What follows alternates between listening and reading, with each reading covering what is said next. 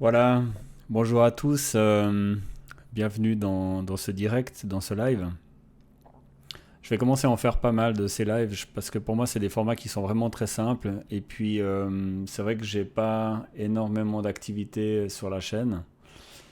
Je pense que c'est une très bonne manière pour moi de vous donner du contenu.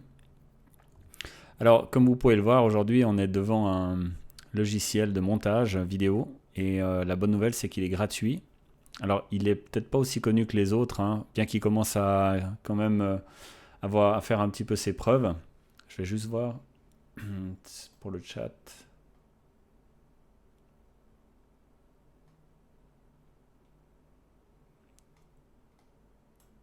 Voilà, donc la dernière fois, je vous ai montré le logiciel Sony Vegas, et puis aujourd'hui, enfin, je vous en avais parlé la dernière fois, je vous avais dit qu'on allait justement faire sûrement un live sur DaVinci Resolve. Donc ce logiciel, c'est la société DaVinci justement qui propose ce logiciel. Elle, elle vend du hardware habituellement, donc ceux qui connaissent un petit peu ce Blackmagic, donc c'est pas la société DaVinci, c'est la société Blackmagic qui propose justement des caméras de très grande qualité. Il y a toute une gamme en fait, ça va de la Blackmagic Pocket Cinema Camera, ils les appellent des Cinema Camera parce qu'elles ont une qualité justement de fichiers. Elles font des fichiers qui sont vraiment incroyables, enfin incroyables, qui sont très corrects.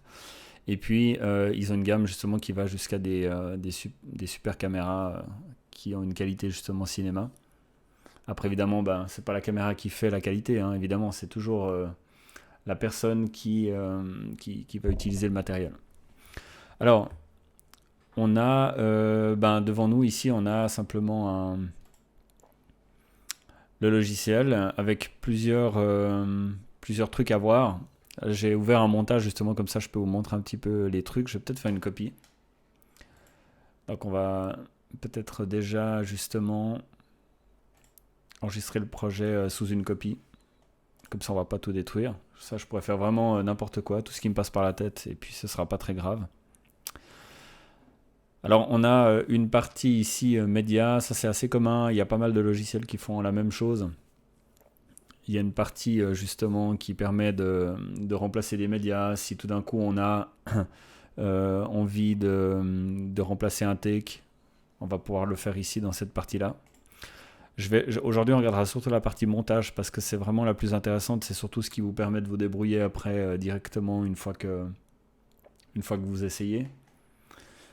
Donc, on a dès les départs en fait ce logiciel qui a toujours été relativement gratuit. Il y a quelques petites options qui sont payantes. Donc, actuellement, on peut pratiquement tout faire.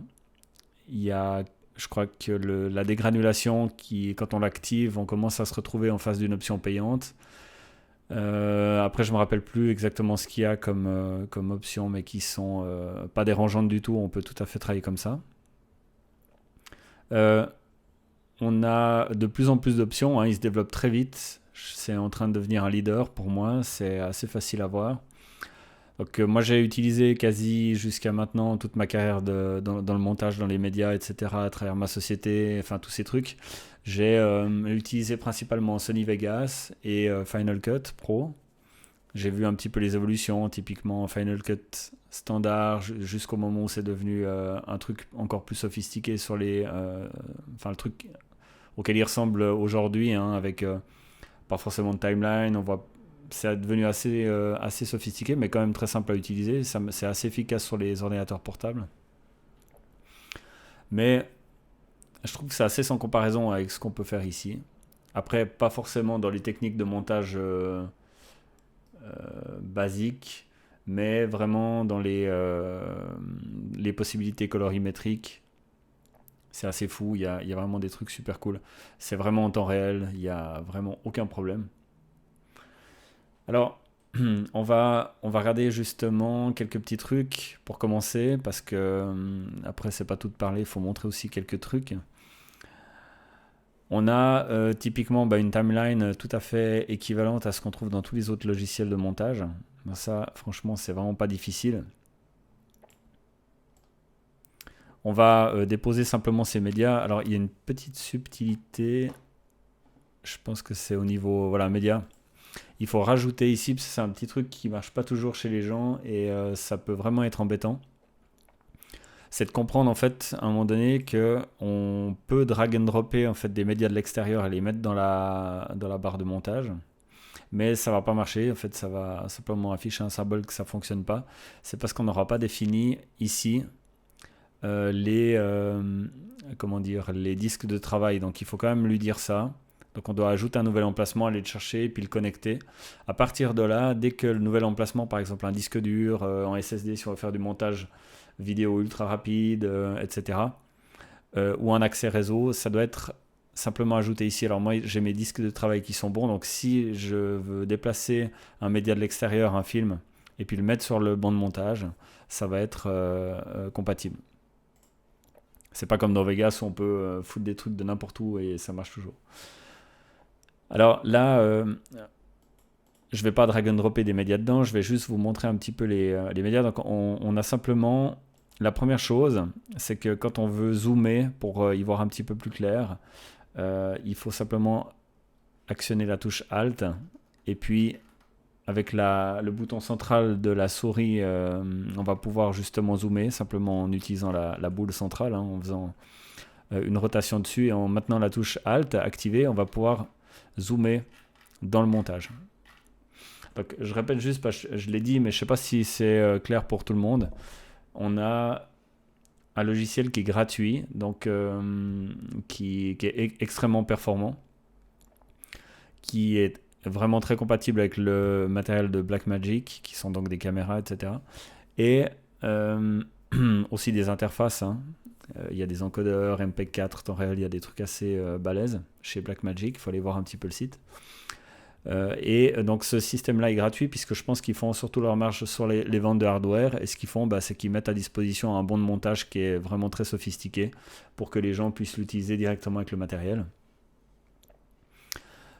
Donc ici par exemple, donc, je vais me retrouver sur un endroit, je vais peut-être baisser un petit peu le son, voilà. On va se retrouver sur un endroit pendant le montage, donc on peut se déplacer assez précisément. On voit que ici là on se déplace à l'image. Je vais montrer quand même un peu les basiques, on n'est pas forcément sur du montage expert ou comme ça, c'est juste pour faire un petit tour d'horizon du logiciel puis voir un petit peu les trucs qui sont importants.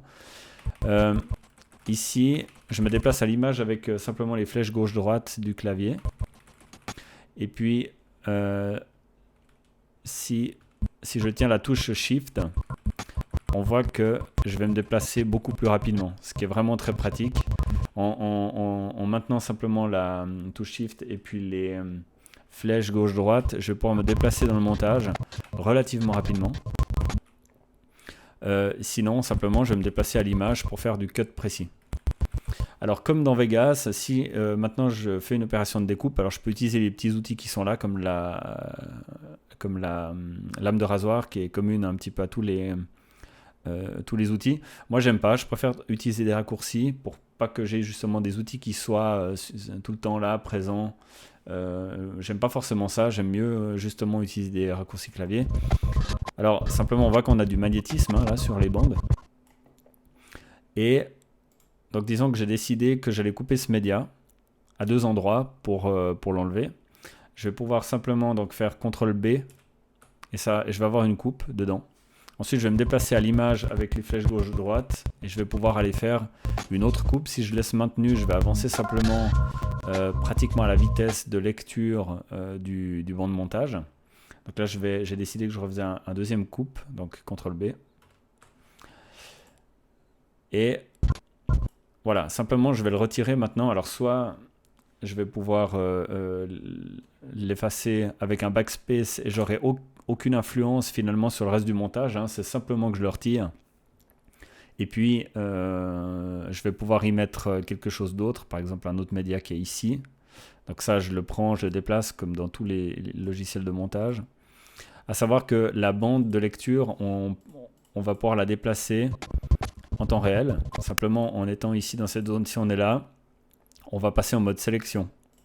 Donc si je suis sur les pistes de montage et que je me déplace, je vais pouvoir faire des sélections multiples sans tenir aucun raccourci clavier supplémentaire, juste la souris et le bouton de gauche. Et si je me mets sur la partie lecture, je vais pouvoir me déplacer dans la lecture et lire mon film à la vitesse du déplacement. Donc quand je vais après simplement, donc je zoome avec Alt et le bouton de la centrale de la souris, je vais me dire ok, je veux rallonger. Donc si je viens sur le bord, j'ai un petit symbole, je le clique et je vais pouvoir agrandir le média. Voilà. Si je déplace mon média sur un autre, je viens simplement écraser, pas comme dans Vegas où ça faisait un blend en fait des deux séquences. Simplement, je viens écraser. Si je me relève, on voit que j'ai coupé en fait dans l'autre séquence. Alors maintenant, j'ai quelques fonctions comme par exemple, je vais rester un petit peu dans le cut. Si par exemple, je vais redézoomer pour voir un peu plus clair sur mon montage. Hein. On a vu que backspace ça efface les séquences, mais si je delete une séquence, il y a tout mon montage qui recule. Donc là, on a ce système qui permet justement, si je veux aller vite, je vais prendre un petit peu tout ça. Je vais aller un petit peu vite. Donc je vais lire des trucs, je vais me déplacer avec les boutons du clavier. Je me déplace, par exemple, ok, je dis là c'est intéressant, là c'est plus intéressant. Je vais avec CTRL B faire mon cut. Et puis après, je vais simplement utiliser Delete. Et mon montage va simplement revenir se positionner juste. Sans espace, bien sûr, parce que c'est toujours insupportable quand on a fait un rendu d'un film de 1 heure et qu'on s'aperçoit qu'on a des espaces entre les séquences parce qu'on a mal raccordé. Là, en l'occurrence, on n'a pas le problème. Alors, le delete fonctionne aussi quand on n'a pas de média. Par exemple, ici, j'ai un trou, simplement. Donc, je le clique, puis j'utilise la touche delete. Ça va me refermer le trou, ça va tout me tirer le montage. À l'échelle de toutes les pistes, hein, bien sûr. Donc si j'ai d'autres pistes, on a pu voir ici, j'ai un titre et puis là j'ai un logo.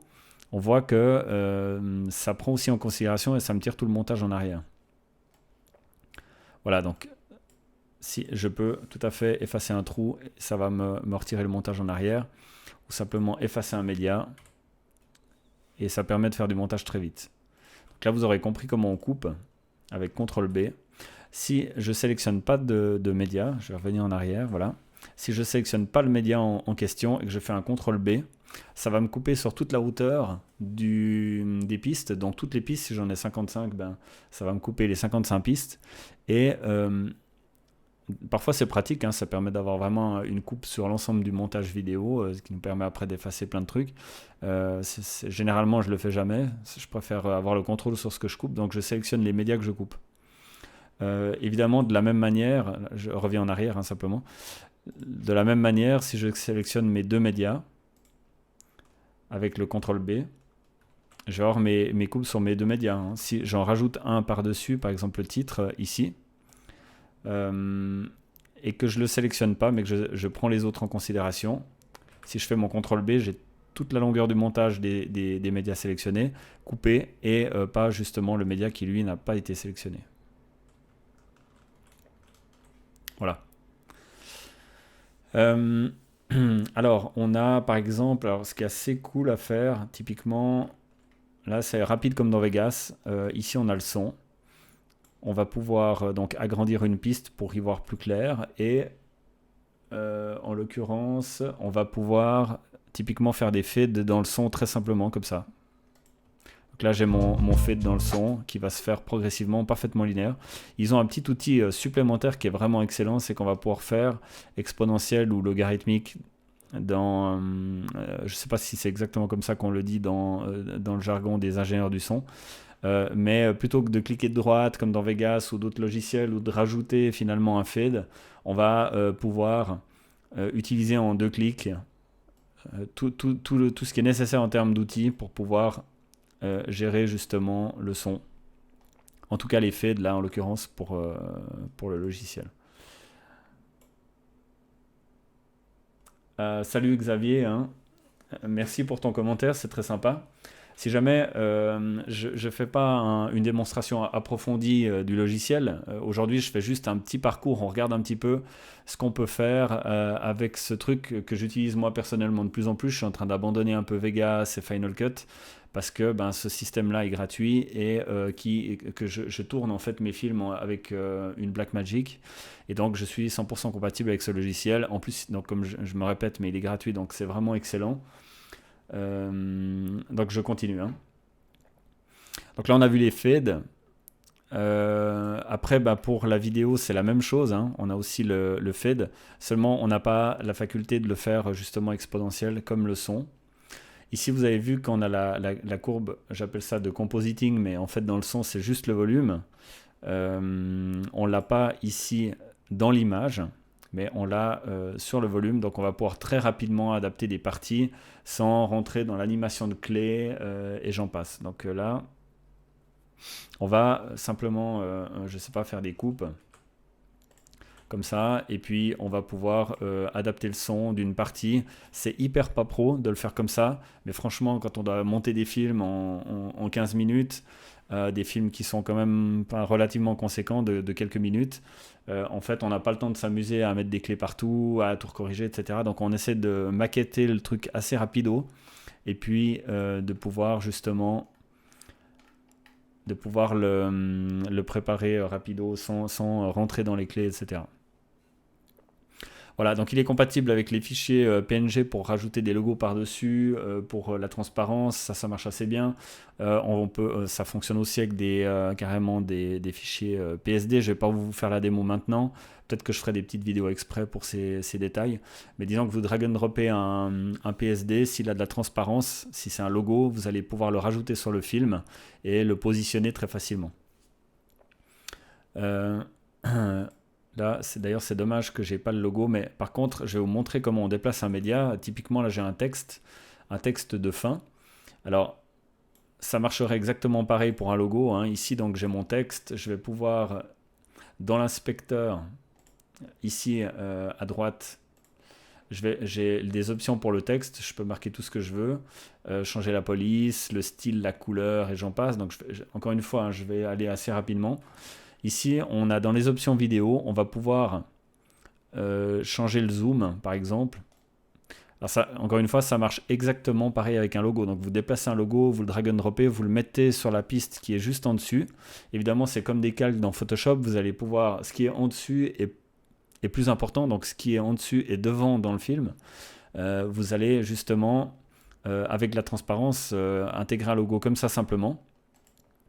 Il y a même une petite option, voilà, où on peut le déplacer directement comme ça. Mais moi, je préfère attaquer directement avec une position précise ici. Donc, je vais pouvoir le zoomer, je vais pouvoir le déplacer gauche-droite. Si vous voulez le mettre en bas, c'est Y. Voilà, et vous aurez votre texte en bas ou votre logo en bas. C'est aussi simple que ça. Si maintenant, je veux vite le fader, rapido, encore une fois, je vais pouvoir fader pour l'entrée, fader pour la sortie. Et j'ai mon texte qui apparaît. Je ne sais pas avec le live si vous allez le voir vraiment parfaitement en live. Mais voilà, typiquement, là, il va faire un fade de sortie. C'est assez propre. Il n'y a pas besoin de plus d'outils pour déjà faire un montage qui est déjà très bien, quoi. Si vous voulez rajouter une piste, déjà il y en a quelques-unes de base, à savoir que le nombre de pistes est illimité, donc il vous suffit simplement de cliquer de droite, vous pouvez ajouter plusieurs pistes, vous allez à ce moment-là mettre le nombre, vous pouvez rajouter une piste simplement unique, comme ça on voit qu'elle se retrouve au-dessus, là c'est la numéro 4, maintenant il y en a avec 3. Vous pouvez aussi déplacer vers le haut, vers le bas, donc clic de droite sur la piste, vous pouvez supprimer la piste, la déplacer, rajouter une piste, là on va faire une 5e piste, etc. Alors maintenant on va passer aux options qui sont vraiment intéressantes avec le soft et c'est pour ça que moi je l'utilise personnellement de plus en plus. On va aller dans la partie étalonnage. Alors là, attention, usine à gaz. Ça paraît une usine à gaz, mais en fait, une fois qu'on a compris, c'est très simple. Alors, DaVinci Resolve, là vous pouvez voir, je vais vous le montrer en... Ah bah mince. Parce qu'en fait, je ne peux pas vous le montrer en plein écran parce qu'en fait, il apparaît sur l'autre écran. Donc, je n'ai pas réglé pour que ce soit simple. Je vois que vous êtes quatre, hein. Bonjour à tous, au passage. Là, on a filmé avec la Blackmagic et justement, on a un fichier qui est plein de densité, plein d'informations, de la Luma, de la Chroma, etc. Donc c'est vraiment super cool à travailler. On va se retrouver avec des petites vignettes qui correspondent. Donc ici, il faut... Ah oui, je vais peut-être pas aller trop vite. Là, on a plusieurs chambres hein, ici. Donc on a la chambre média, on organise ses médias, on raccorde si on veut changer, faire un changement de location du média, etc. Ici, on a la partie montage. C'est vraiment chaque fois des espaces de travail qui sont parfaitement alloués pour faire sa tâche. Je vais sauver, CTRL S, voilà. Après, on a Fusion qui est en fait la partie compositing qui est nouvelle, hein, qui n'était pas dans les anciennes versions. On a la capacité de faire du compositing sophistiqué avec du nodal. Ça, je vous montrerai peut-être dans une autre vidéo. Cette partie-là, je la trouve un petit peu instable pour l'instant. C'est pour ça que je ne vais pas aussi vous la montrer maintenant. Si on a l'habitude de faire du compositing sophistiqué, nodal avec des centaines de nœuds, plein de médias qui viennent se mélanger les uns dans les autres, faire du green screen, justement, de l'intégration et tout ça, c'est vraiment un logiciel qui commence à être ultra complet pour pouvoir le faire. Donc l'idée de Blackmagic et de DaVinci Resolve, c'est de se retrouver avec un seul logiciel qui peut absolument tout faire, qu'on n'ait pas besoin de faire export-montage, un petit peu comme on fait avec la suite Adobe pour aller dans After Effects, à savoir que là, on a carrément un logiciel qui permet de faire du montage vidéo, de l'étalonnage ultra pointu, puisqu'en fait, vous irez voir les outils qui vendent avec, hein, les tables de colorimétrique pour l'étalonnage. Donc aujourd'hui, je sais qu'à l'époque, il y avait le concurrent Colors qui était vraiment puissant. À la base, DaVinci Resolve était vraiment fait pour l'étalonnage. Donc, à la base, c'est plutôt un logiciel d'étalonnage, mais maintenant, il fait très bien du montage. Ils ont compris que c'était très intéressant d'avoir un logiciel multitask qui pouvait répondre à toutes les demandes de A à Z sans sortir du logiciel, hein. On va monter, faire ses trucages, étalonner le film, faire l'audio, parce que maintenant on peut faire l'audio, hein. On a Fairlight qui est ici, qui est en fait la table de mixage. On va pouvoir mixer de manière relativement pointue, relativement définitive. Un ingénieur du son pourrait, à mon avis, relativement travailler là-dedans. Et ensuite exporter le son pour le diffuser, pour l'envoyer sur les internet, les réseaux sociaux, etc. Donc la partie qui nous intéresse maintenant, c'est l'étalonnage. On voit que dans le montage ici, on a nos petites séquences. Et on va les retrouver ici dans l'étalonnage. C'est pour pas que vous soyez perdus, c'est pour aller très vite. On va justement retrouver nos parties et pouvoir étalonner très rapidement. Donc ici, par exemple, j'ai un petit peu de nodal. Alors, c'est pas si compliqué que ça, hein, si je vous explique rapidement les parties. On a ici, simplement, j'ai quelques images que je voulais sortir, donc je peux faire ce qu'on appelle des captures d'images. Là, c'est en français, donc tant mieux. Ici j'ai la partie vignette qui correspond à des parties de mon film qui sont rien d'autre que les séquences qui sont là. Ensuite on a une partie montage où on voit les pistes qui sont ici. Elle est vraiment pas utile, je pense qu'on peut l'enlever, mais là je vais la laisser pour l'instant. Là on a très rapidement les réglages de colorimétrie, les courbes. Après ici on a plusieurs chambres. C'est des sous-chambres, des chambres. Donc je vais vous montrer quelques trucs après, on va voir si on a le temps, mais je voulais pas faire un live trop long. Après, on a la partie ici, donc on a aussi les modifieurs. Là, on a simplement les scopes, hein, les vumètres, qui permettent de savoir justement, on va pouvoir changer la représentation finalement de à quoi ressemble la couleur du film, la dynamique de la lumière, etc. Alors après, chacun a ses préférences. Des fois, on est obligé de tout utiliser, mais c'est ici. Moi, je vous conseille de le faire avec au moins les formes d'ondes. Ça permet de voir vraiment la lumière dans le film et puis le comportement un peu des couleurs. Alors, par exemple, ici, ça c'est ma séquence, c'est le nœud d'entrée. Et puis, je peux rajouter autant de nœuds que je veux. Je peux les mettre en série, je peux les mettre en parallèle. Alors, par exemple, ici, ce nœud-là, je lui ai mis un LUT pour Lookup Table. Alors, il y en a plein. Ça, c'est vraiment des trucs avec les formats qui sont forts, comme ceux qui sont enregistrés à travers des caméras de cinéma pro. On a des formats qui supportent bien les LUT, ce qui n'est pas le cas, je trouve, personnellement, mais avec avec des appareils photo, des DSLR et tout ça qui enregistrent en MP4. Ici, on a des formats qui sont un petit peu plus denses, qui permettent justement d'avoir plus d'informations par seconde du comportement de l'image. Alors, on va pouvoir avoir ces lookup tables, il y en a plein de bases, hein, donc je vous les montre ici. Donc, je clique de droite sur mon nœud et je vais pouvoir appliquer un LUT. Donc, ce que je fais, c'est que j'ai mon nœud de base qui va me servir à faire un peu ma lumière rapidement. Et ensuite, je lui mets un nœud par la suite. Quand je vais rajouter un nœud, je fais clic de droite et en français, c'est quoi? Ajouter un nœud. Ajouter un nœud correcteur en série. Et là, j'ai un nœud supplémentaire où je pourrais appliquer un traitement. Généralement, je préfère mettre le LUT en dernier. Et je vais vous montrer après ce que ça fait un LUT, hein, justement sur l'image. Je vais travailler mon image, ma lumière, ma balance des blancs, ma saturation, enfin tous ces trucs-là vraiment à la base. Et ensuite, je vais appliquer un LUT, mais en fait, dans le nœud qui suit, et je vais appliquer le LUT directement, mais dans un nœud qui suit. Voilà, je ne sais pas si je suis clair, c'est-à-dire que je ne mets pas mon LUT dans le premier, je le mets dans le deuxième, je le mets tout de suite, et ensuite je travaille ma lumière avec le LUT. C'est comme ça que je fais généralement. Après, il y a d'autres personnes, notamment les professionnels de la colorimétrie, qui ne seront pas du tout d'accord avec moi.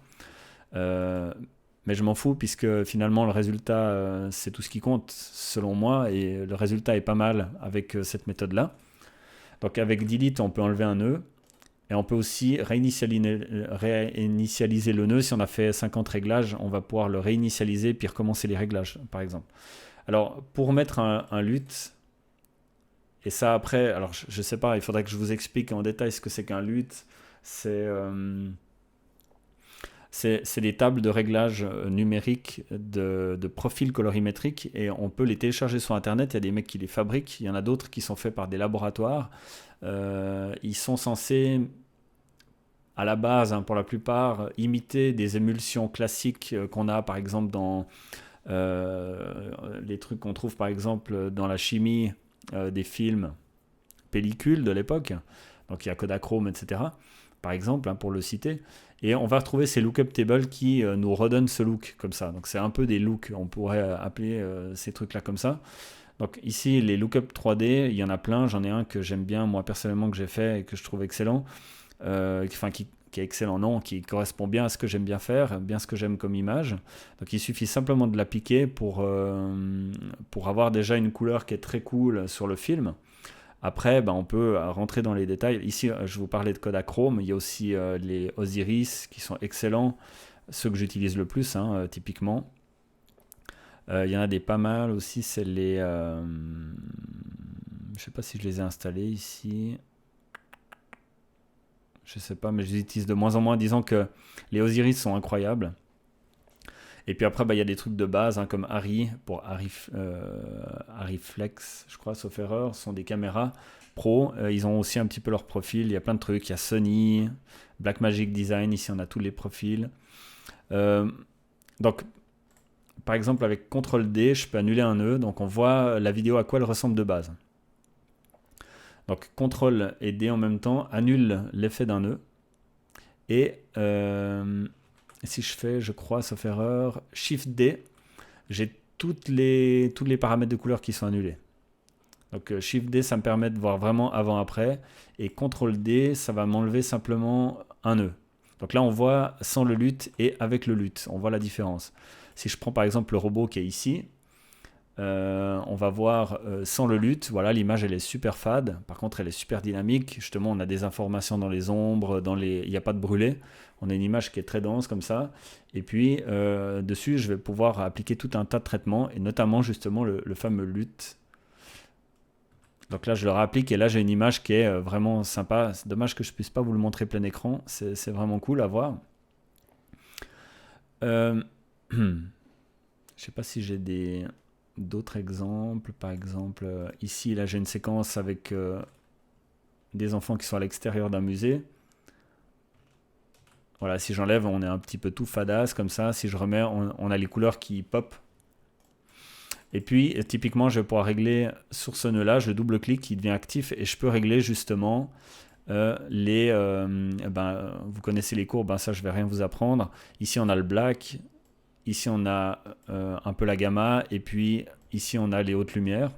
Donc, je vais pouvoir faire mes réglages comme ça, très rapidement. Hein, donc, justement, je me retrouve là, ici, un petit peu sombre, donc je vais monter un peu les basses lumières, et puis je vais redonner un peu de dynamique à mon image. Vous voyez que c'est hyper simple, hein. Donc on passe d'une vignette à l'autre comme ça.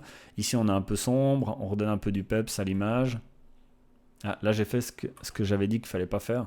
Il faut que je vienne dans le nœud qui n'est pas celui du luth, et puis je vais donner un petit peu de dynamique à mon image, carrément beaucoup. Et puis là je vais traiter un peu les ombres, voilà. Après, on a toute une série de trucs ici dans les réglages très rapides essentiels, hein, qu'on règle vraiment tout le temps dans tous les films. Je vais prendre ici, typiquement, là, quand on a pas mal de dynamique dans les fichiers, justement, la température de couleur, elle est vraiment efficace. Avec Blackmagic, ici, on voit qu'on passe du bleu au rouge très efficacement. Et on arrive à avoir une teinte qui est ultra naturelle, très rapidement, sans que ça fasse gicler le fichier dans des bizarreries colorimétriques. Après, on a ici dans la chambre 1, on a la saturation. Donc on peut rendre l'image plus saturée ou plus fade. Je pense que vous voyez ce que je fais. Je suis pas en temps réel, donc je vois pas vraiment ce que je fais sur le live. Mais là, je suis en train d'agir sur la colorimétrie, sur la saturation. Et puis, je vais pouvoir travailler avec les roues chromatiques. Ici, dans les roues chromatiques, on a les barres primaires aussi, pour ceux qui aiment mieux cette représentation. Et là, on a les basses lumières, couleur des basses lumières, couleur des lumières moyennes, des hautes lumières, etc. Ou alors dans les roues chromatiques standards, on va travailler sur les couleurs de la gamma, du gain, etc. On a un truc qui est... Donc là, je fais un petit peu le tour de la lumière. On voit que ici aussi, par rapport à ma forme d'onde, on est en temps réel, hein. Je ne sais pas si vous l'avez remarqué avant quand je bougeais. On a une évolution du scope qui est en temps réel, bien sûr, ce qui est normal. Après, je vais juste vous parler par rapport à l'étalonnage. Alors, qu'est-ce que je fais d'habitude? Donc, une fois que j'ai fait mon montage, puis que je suis content, je passe directement à l'étalonnage. Ah oui, voilà. Je vais donc préparer un premier profil. Donc, si j'efface tout, je vais prendre généralement un profil d'une séquence moyenne que j'ai tendance à considérer comme voilà, il faut que cette image soit bien et normalement tout le reste du film sera bien. Alors disons que ici j'ai rien du tout et j'ai réinitialisé ma colorimétrie. Donc ce que vous voyez ici, c'est l'image telle que je l'ai pris pendant le tournage. Donc hyper fade, ça donne vraiment pas du tout envie de voir. Alors je lui rajoute un nœud. Vous allez voir, en fait, je travaille sur une séquence et après, j'applique mes modifications sur toutes les autres séquences et vous allez voir à la vitesse que ça se fait. C'est assez cool. Donc, je clique de droite, je vais appliquer directement mon luth 3D, celui que j'aime bien, c'est celui-là en l'occurrence, mais disons qu'on peut appliquer n'importe lequel autre. Je vais aussi profiter de vous montrer la différence entre différents luths. Par exemple, on va prendre les Osiris. Ça, c'est les Rec. Voilà, Log Osiris. Donc, par exemple, je prends un M31. Donc, on voit qu'on a des teintes qui sont plutôt orange et bleu. C'est des trucs qui sont très à la mode dans les vlogs, hein, aujourd'hui sur YouTube. Les types se foutent assez systématiquement un Osiris M31, je crois, sauf erreur, voilà. Parce qu'en fait, il fait exulter un peu les oranges et les bleus, et ça, c'est très summer, c'est très vacances et tout, donc c'est hyper pratique pour ça. Ça donne vraiment un petit look film, comme ça, très agréable à regarder. Et puis après, on a des trucs qui sont beaucoup plus naturels, comme le Vision 6, que j'affectionne, où là, on a vraiment... J'ai l'impression d'avoir filmé sur place, quasi en pellicule, c'est extrêmement naturel. Les couleurs sont vraiment belles de base. Et ensuite, je vais rapido étalonner pour avoir une image qui me convient bien, disons qui est relativement moyenne, qui passe, que je pourrais tout à fait exporter sur Internet. Ensuite, je vais toucher en fait ma température. Donc, je vais simplement essayer de voir pour retrouver un petit peu la température que j'avais sur place. Et là, je me dis, ok, bah là, c'est un bon réglage avec lequel je peux partir pour le reste du film. Alors, je vais l'enregistrer. Je vais aller... Où est-ce que je vais aller ? Mémoire, voilà, donc je vais dans étalonnage mémoire et puis je vais enregistrer dans un canal de mémoire. Donc on voit qu'on a des raccourcis, par exemple Alt 4, je vais enregistrer dans le canal 4, enfin D, Et puis maintenant, j'ai un setup qui est enregistré que je peux facilement dupliquer dans n'importe lequel. Donc par exemple ici, je vais tout enlever hein, et puis réinitialiser. Celui-ci aussi. Voilà, je vais faire ça pour 3.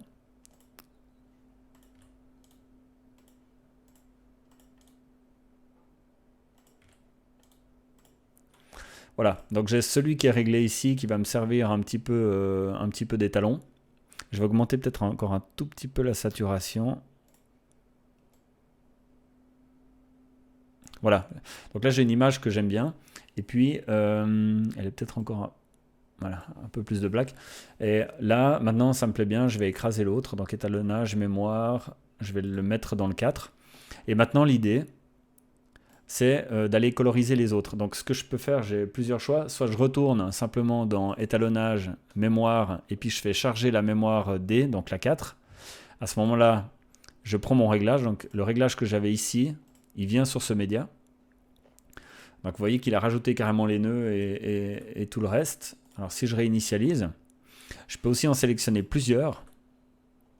Donc je vais me retrouver avec ces deux-là. Et puis...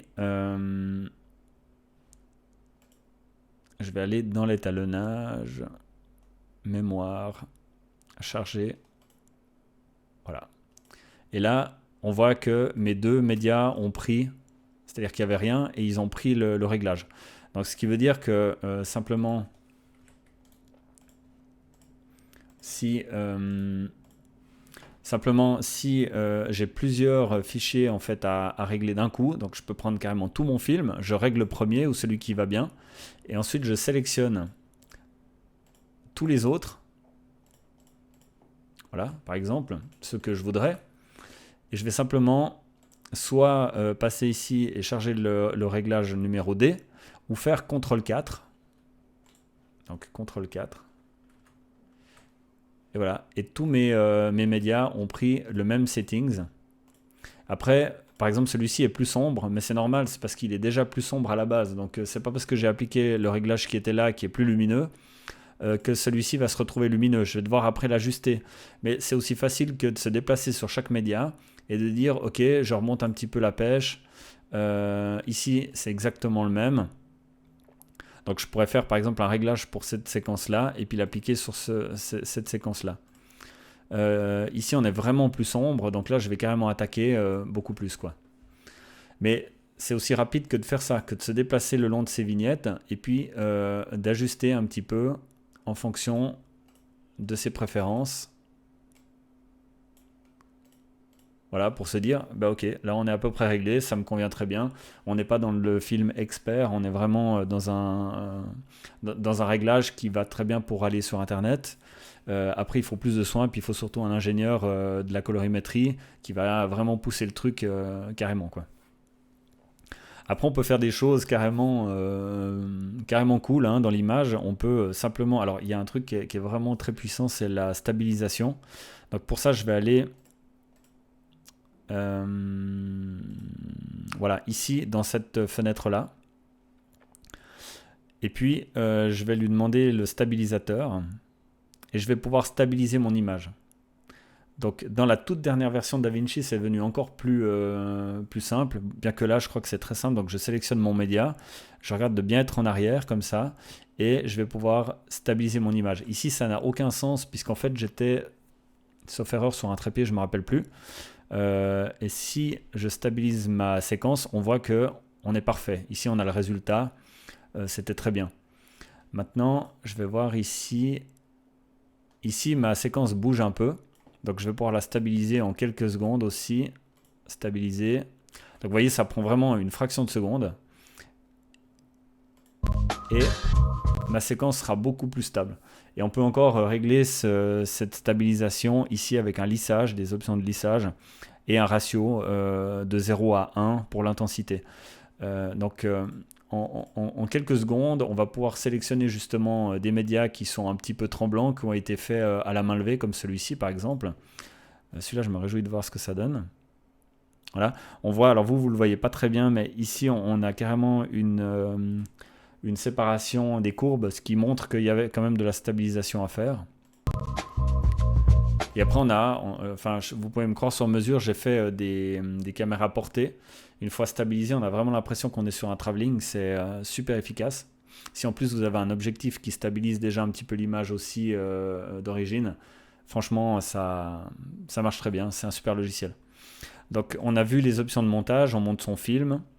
On a vu qu'on pouvait étalonner très rapidement, utiliser des lookup tables. Ici, je vais revenir ici dans mes courbes. On voit qu'on peut très rapidement étalonner un film. Étalonner dans le sens vraiment apprendre avec des énormes pincettes. On voit qu'on a ces vignettes là qui nous permettent de passer d'une séquence à l'autre très rapidement pour comparer les couleurs. On peut faire de la stabilisation de footage, ça c'est vraiment cool. On va pouvoir donner de la netteté.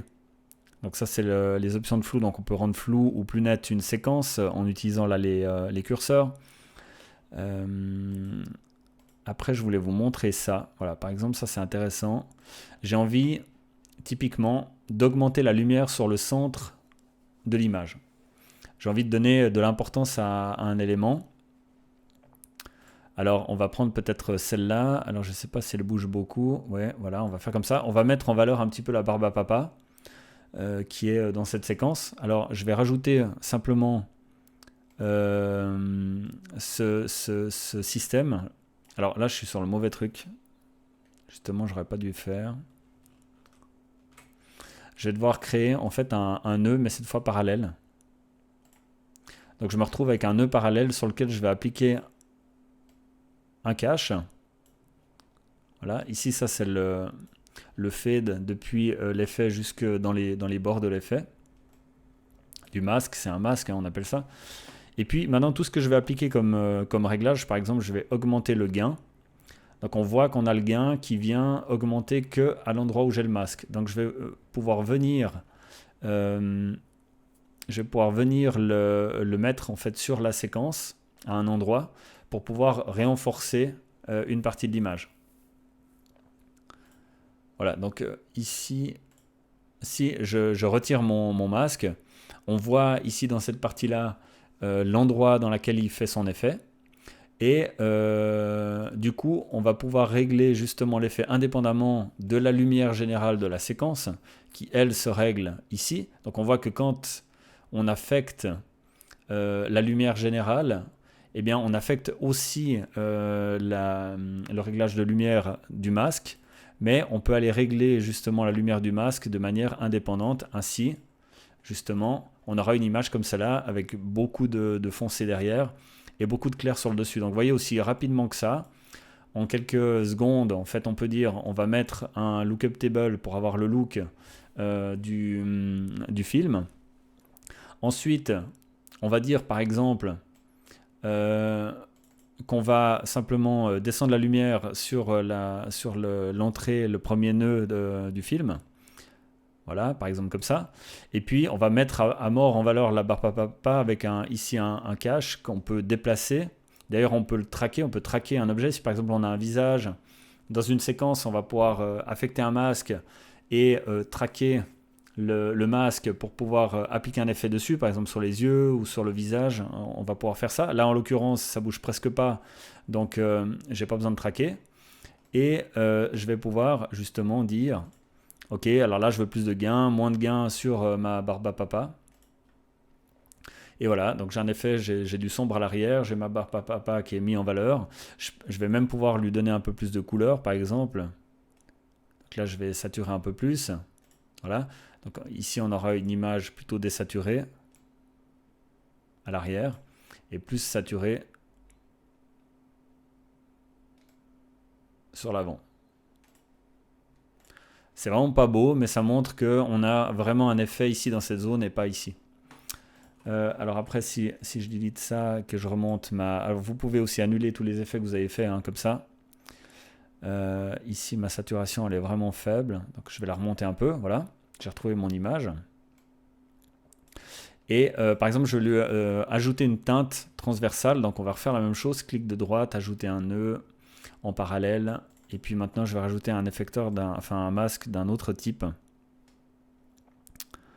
c'est un dégradé. Alors, j'ai envie que la partie en fait, de l'image à gauche, elle soit progressivement du bleu à la couleur de l'image. Et maintenant, donc, si je reste sur ce nœud-là et que je vais attaquer par exemple la couleur, je vais pouvoir amener du bleu dans mon image, comme ça, progressivement. Vous voyez, je peux régler la distance de la progression de l'effet.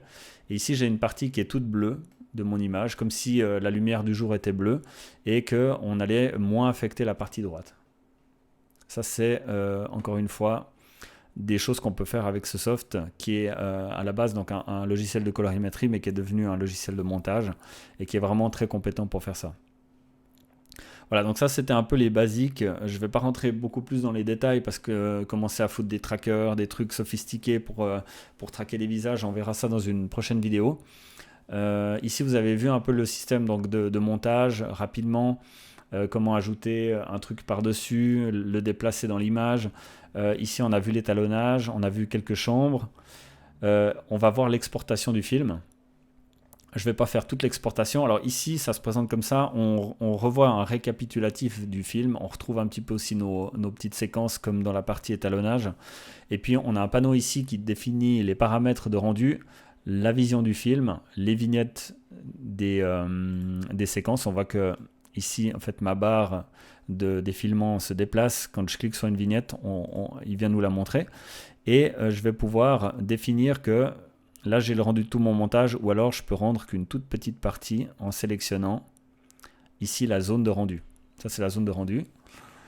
Je vais, par exemple, ici, j'ai des pré-réglages comme YouTube. Alors, si je clique sur YouTube, j'aurai des réglages qui vont bien pour YouTube. Ici, je dois juste mentionner que je veux une sortie avec les niveaux vidéo et pas auto ou full. Vous pouvez peut-être laisser sur auto, mais vous aurez peut-être des divergences de couleurs. Moi, j'ai remarqué que par rapport à mon matériel et ma configuration et mon étalonnage, ce qui sortait le mieux pour Internet, par exemple YouTube en l'occurrence, c'est en vidéo.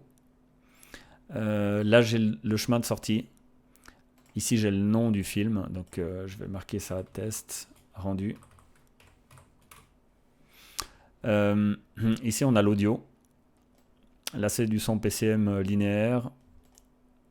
Là, on a quelques options qui servent à rien dans ce qui nous intéresse. Ici, on a le format d'image. Donc, vous pouvez changer. Là, on est en Full HD. En l'occurrence, il a compris que le film était en Full HD. Il va rester tout au long du truc. On peut se mettre en qualité maximale, élevé, moyen. Donc, ça, c'est le moyen très simple de régler. Mais sinon, on peut restreindre en nombre de kilobits par seconde, donc l'encodage. C'est pratique pour faire des petits fichiers optimisés, en termes quand même de qualité, mais quand même de ne pas se retrouver avec des bombes atomiques en termes de fichiers. Et puis, mais sinon, vous voulez vraiment la qualité max, vous mettez maximal ici ou élevé, avec un pré-réglage de YouTube. Le nombre d'images par seconde. Là, mon film, il est en 24 images par seconde, donc je vais rester comme ça. Et puis... pixel format carré, ça c'est même plus à débattre aujourd'hui. Il y a aussi Vimeo, il y a les setups pour Vimeo. Une fois que c'est prêt, vous allez sélectionner votre zone de rendu ici, donc vous voyez que c'est très simple par rapport à d'autres softs. Vous avez défini quels sont les paramètres, vous allez ajouter à la liste de rendu, et puis vous allez simplement faire un rendu. Alors là, voilà, je fais un rendu. Et j'ai mon film qui est en train de rendre. Alors ça va très vite parce que les rendus sur DaVinci sont assistés par la carte graphique. Donc ça parallélise pas mal et puis ça permet de faire des rendus qui sont vraiment très rapides. Maintenant, j'ai rendu aussi une toute petite partie dans un format qui n'est pas trop méchant. Et puis j'ai des bons fichiers de base qui sont pas trop durs à décrypter, comme par exemple c'est pas du MP4 ou c'est dur à décrypter. Donc le logiciel se comporte très bien avec mes médias qui sont Apple ProRes 4.2.2. Et du coup le rendu est très rapide aussi. Voilà. Alors j'espère que... Alors là, je vois que j'ai une question, je vais profiter aussi de répondre. La vidéo de ce direct sera-t-elle uploadée sur la chaîne? Alors absolument, c'est-à-dire que là, elle est, entre guillemets, l'avantage du direct, c'est que c'est déjà uploadé, donc elle va être disponible dès que j'ai terminé, elle va être réencodée par YouTube et disponible. J'ai loupé le début et je ne pourrai pas voir la suite par manque de temps ce soir. Alors, oui, Diane, donc je t'invite à aller sur la chaîne, à regarder justement cette vidéo après coup. Et c'est un peu le but, hein. Pour moi, c'est simplement de ne pas avoir du montage à faire. Bien que je suis en train de faire une vidéo de montage, le but, c'est de ne pas avoir du montage à faire par la suite pour diffuser sur YouTube. Donc, je vais faire de plus en plus de live. Et puis, là, ça fait 50 minutes, donc je vais commencer à arriver au bout. Je suis un peu fatigué. L'idée, c'est que justement, ça aille plus vite pour moi, un peu égoïstement, mais ça permet de faire des vidéos très simplement, comme ça. Je prends un peu des risques parce que j'ai pas de filet. Si je dis n'importe quoi, ben, ce sera retenu contre moi, mais j'ai quelques années d'expérience, donc ça va. Donc voilà, vous aurez qu'à me dire peut-être dans les commentaires si vous avez apprécié ce live. Si vous l'avez apprécié, ben, c'est sympa de mettre des pouces bleus parce que ça va lui donner un peu de dynamique et puis le répandre sur le web.